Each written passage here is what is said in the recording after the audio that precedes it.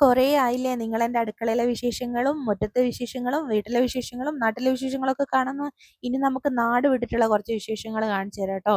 അതെ, ഞാൻ നാട് വിടുകയാണ്, വേറെ എവിടേക്കല്ല. ഞാനൊന്ന് ബാംഗ്ലൂർ വരെ പോയിട്ട് വരാം. ബാംഗ്ലൂർ എൻ്റെ ചേച്ചി ഉണ്ട് കേട്ടോ. അപ്പോൾ ഇന്നിപ്പോൾ അവളെ കാണാൻ വേണ്ടിയിട്ട് പോകുന്നൊന്നുമല്ല, അവരൊരു ഫ്ലാറ്റ് വാങ്ങിച്ചിട്ടുണ്ടായിരുന്നു അവിടെ, അതിൻ്റെ ഹൗസ് വാമിംഗ് ആണ് കേട്ടോ. അപ്പോൾ ഞാനിപ്പോൾ പോകുമ്പോൾ ഈ വണ്ടി നിറച്ചും ആൾക്കാരൊന്നും എൻ്റെ കൂടെ വരുന്നില്ല കേട്ടോ. ഞാൻ പോകുന്നത് ഞാനും പിള്ളേരും മാത്രമാണ്, എൻ്റെ അച്ഛൻ്റെയും അമ്മേൻ്റെയും കൂടെ. പിന്നെ ഏട്ടൻ്റെ അച്ഛനും അമ്മയും ഉണ്ട്. ഈ വണ്ടി നിറച്ചും ആൾക്കാർ അടുത്ത 2 ദിവസം കഴിഞ്ഞാൽ വരും കേട്ടോ. അപ്പോൾ അവർക്ക് ഈ സമയത്ത് വരാൻ ചെറിയൊരു ബുദ്ധിമുട്ടുള്ളത് കൊണ്ടാണ് ഇപ്പോൾ വരാത്തത്. അവർ പിന്നീട് വരുന്നുണ്ട്. ഞാൻ അവരുടെ കൂടെയാണ് തിരിച്ചിങ്ങോട്ടേക്ക് വരിക. അങ്ങനെ നമ്മളെ കൊണ്ടാക്കാൻ വേണ്ടിയിട്ടാണ് ഇവരൊക്കെ വരുന്നത്.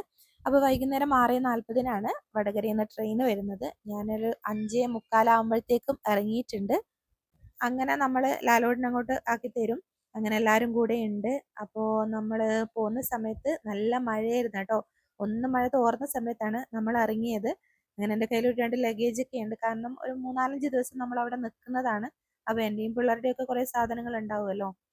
അങ്ങനെ അവിടെ എത്തിയില്ല. അതിനിടയിൽ ഞാനൊന്ന് കൈറ്റ്സിൽ ഇറങ്ങി. കാരണം സാൻഡ്വിച്ച് ബ്രെഡ് വേണമെന്ന് പറഞ്ഞിട്ട് ഞാൻ ചപ്പാത്തിയും കറിയും എടുത്തിട്ടുണ്ടായിരുന്നു കേട്ടോ, രാത്രി കഴിക്കാൻ വേണ്ടിയിട്ട്. പിന്നെ അമ്മയും അച്ഛനൊക്കെ ഫുഡ് കൊണ്ടുവരും.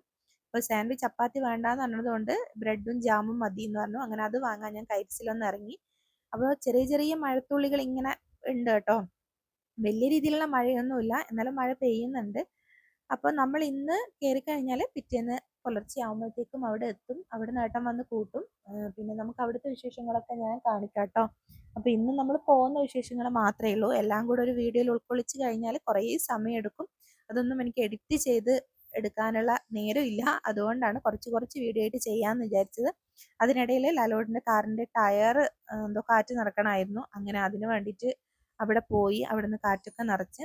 അപ്പം നമ്മൾ നേരത്തെയാണ് ഇറങ്ങിയെന്നുള്ളൊരു ധാരണ നമുക്ക് ഉണ്ടായിരുന്നു. കാരണം 5:45 ഉള്ളൂ. ഏകദേശം 1 മണിക്കൂർ മുന്നേ നമ്മൾ ഇറങ്ങിയിട്ടുണ്ട്. പക്ഷെ കുറച്ച് മുന്നോട്ട് പോകുമ്പോഴാണ് നല്ല വമ്പിച്ച ബ്ലോക്ക് നമുക്ക് കിട്ടുന്നത്. അതായത് വടകര മാർക്കറ്റ് റോഡിൽ നല്ല ബ്ലോക്ക് ഉണ്ടാവാറുണ്ട് കേട്ടോ ഇപ്പോൾ. അങ്ങനെ നമ്മളൊരു 6:20 എത്തിയിട്ടുണ്ട് റെയിൽവേ സ്റ്റേഷനിൽ എത്താൻ. പക്ഷെ ട്രെയിൻ എത്തിയിട്ടില്ല, കറക്റ്റ് സമയത്ത് എത്തിയിട്ടുണ്ട് കേട്ടോ. കാരണം കണ്ണൂരിൽ നിന്ന് പുറപ്പെടുന്ന ആയതുകൊണ്ട് തന്നെ കറക്റ്റ് സമയത്ത് എത്തിയിട്ടുണ്ട്. അങ്ങനെ ഞാൻ അവിടെ എത്തുമ്പോഴത്തേക്കും അമ്മയും അച്ഛനും ഒക്കെ ഒരു മണിക്കൂർ മുന്നേ അവിടെ ഹാജരായിട്ടുണ്ട്. അമ്മക്കും അച്ഛനും ഭയങ്കര ടെൻഷനാണ് കേട്ടോ. അപ്പോൾ ഞാൻ വേഗം ഒരടുത്ത് പോയി. അപ്പോൾ എൻ്റെ ഈ പുറത്തുള്ള ബാഗിൽ വലിയ സാധനങ്ങളൊന്നുമില്ല കേട്ടോ. അധികം കുറച്ച് എല്ലാം കൂടെ ഒരു ബാഗിൽ തേക്കണ്ടെന്ന് വെച്ചിട്ട് 2 ബാഗ് എടുത്തതാണ്.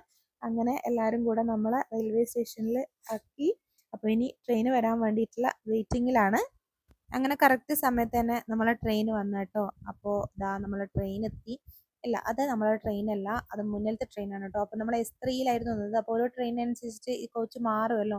അങ്ങനെ പിന്നെയും നമ്മൾ മുന്നോട്ടേക്ക് പോയി. അപ്പോൾ കുറേ ലഗേജ് ഉള്ളത് കൊണ്ട് തന്നെ എല്ലാവരെയും കയറ്റി ലഗേജ് കയറ്റണം. അങ്ങനെ ലാലോടിനൊക്കെ ഹെൽപ്പ് ചെയ്ത് നമ്മളതൊക്കെ കയറ്റി. അതുകൊണ്ട് തന്നെ ആരോടും യാത്ര പറയാനൊന്നും പറ്റിയില്ല. പിന്നെ നമ്മളിതാ നമ്മളുടെ സീറ്റൊക്കെ കണ്ടുപിടിച്ചിരുന്ന് സാൻവി കയറിയപ്പം മുതൽ അപ്പർ ബർത്തിലേക്ക് പോയിട്ടുണ്ട്. ബസ്സുവാണെങ്കിൽ അതിനുള്ള ശ്രമങ്ങൾ നടത്തിക്കൊണ്ടിരിക്കുന്നുണ്ട്, പക്ഷേ വിട്ടിട്ടില്ല. ഇത് കുറച്ച് ഹൈറ്റും ഉണ്ട്, പിന്നെ അവിടെ ഫാനും ഉണ്ട്.